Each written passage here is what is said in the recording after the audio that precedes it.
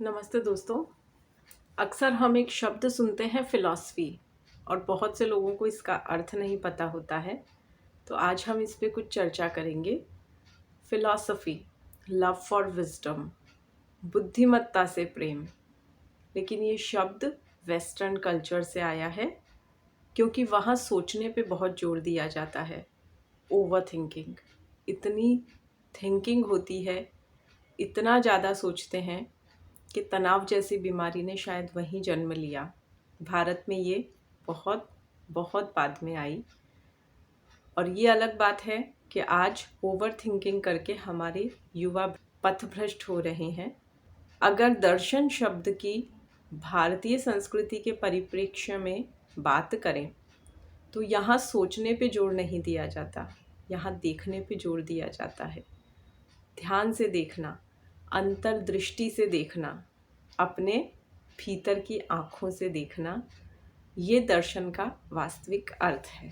एक सामान्य से उदाहरण से अगर समझें तो एक फूल खिला है, मान लीजिए गुलाब का बहुत खूबसूरत सा लाल रंग का फूल खिला है। अगर कहा जाए कि इसके बारे में सोचिए, क्या फ़िलॉसफ़ी है आपकी, तो आप फूल के बारे में क्या सोचेंगे। लेकिन अगर आप देखेंगे तो देखते देखते ज्ञान की कई परतें अनावृत होती जाएगी। अब वैसा ही विचार प्रेम के संबंध में, अगर आप किसी व्यक्ति से कहें कि प्रेम के बारे में आपके क्या विचार हैं, तो वो इतनी बड़ी बड़ी बातें बताने लगेगा, बड़ी बड़ी पोथियाँ खोल लेगा, घंटों व्याख्यान दे देगा। वहीं किसी एक दूसरे व्यक्ति से अगर पूछा जाए क्या आप सोचते हैं भावनाओं के बारे में, स्नेह के, प्रेम के बारे में, तो शायद वो व्यक्ति निशब्द हो जाए, आँखों में आंसू भर आए, शरीर कांपने लगे और कहे मत पूछो, मैं कह ही नहीं पाऊँगा। इतना सुखद, इतना दिव्य, इतना आत्मिक कि मेरे पास शब्द ही नहीं है।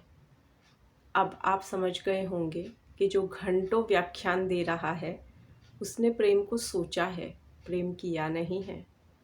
और जो निशब्द है, मौन है, उसने वास्तव में प्रेम किया है। उसने प्रेम को सिर्फ सतही तौर पर देखा नहीं है, अंतर्दृष्टि से देखा है।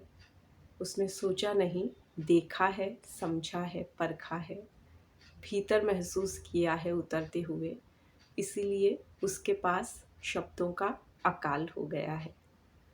तो दोस्तों, इस तरह दर्शन फिलॉसफी में ये अंतर है और इस तरह से हम इसे जान सकते हैं। धन्यवाद।